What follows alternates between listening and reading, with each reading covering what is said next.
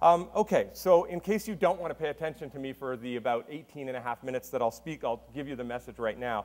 The message is this: story is the most important thing in your life. Now, a lot of people can come to you from the university. We can bring you sort of research and ideas and things like that, and generally we have to talk about theories, and there are very few facts in life. This is a fact in life.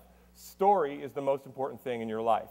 So, oftentimes people will say, well, what about food, clothing, and shelter?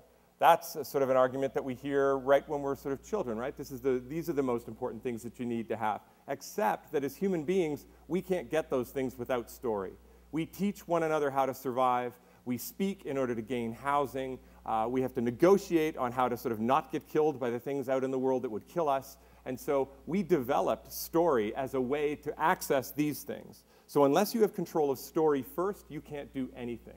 So story is the operating system of the human mind. This is why we want to know about it. Now, I don't have the time to tell you all of the research, but if you would like your brain to work better, you need to read more stories, you need to engage in more stories. You need to come here and see more plays in the city. The more stories you engage with, the more complex your neural net will be. Story is the most important thing in your life. The only reason we don't recognize that, or the only reason that we forget about it, is because of the ubiquity of story. It's everywhere. And so my argument in my story class, and I'm correct, is that if you engage with story better, your life will be better. In fact, if you want to be sort of an evil genius, you can make your life better that way too. So it's not that story will make you a nice human being, but you will be more effective if you can engage with story. We record memory in narrative. We don't sit there and see an event and begin creating bulleted lists in our head. Everything is put together in memory. The way we engage, the way we memorize, everything that our brains do is story. So why is story so important? Well, one of the main ones is that it's a defining way that we engage with character. We study character, the character of individuals, the character of companies, the character of groups. And one of the things that we're seeing here is we want to be able to express the type of character that we have. Well, these types of things, when you think about meeting someone new at, say, a cocktail party, and you say, well, oh, what's her story? What's his story? We end up looking at these narrative lines. And so we use story as a way to judge whether people in our lives or that are about to be in our lives should be there.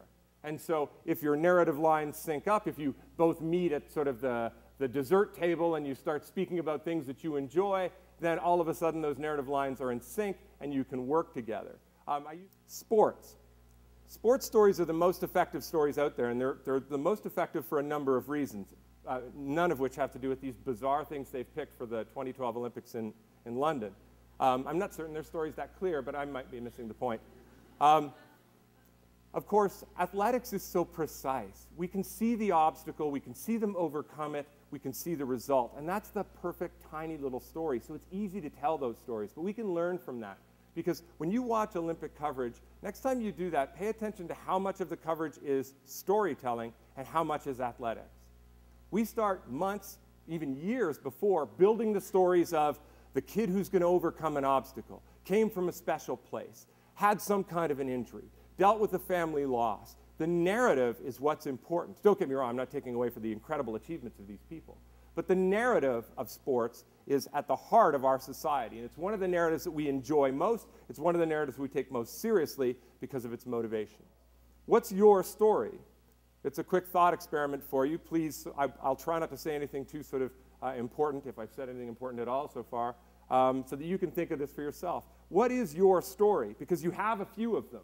We have specialists in our society, psychiatrists, psychologists, those that bring us artistic representations of stories, self-help people that will try and get at your stories, because we all have stories that run in our heads all the time. And if you can get at those stories, you can fundamentally transform the way you live your life, and you can see whether they mesh with certain types of other things. If you don't know them, then you're in trouble. And so you need to know, what's your story? What is the story that most closely represents you?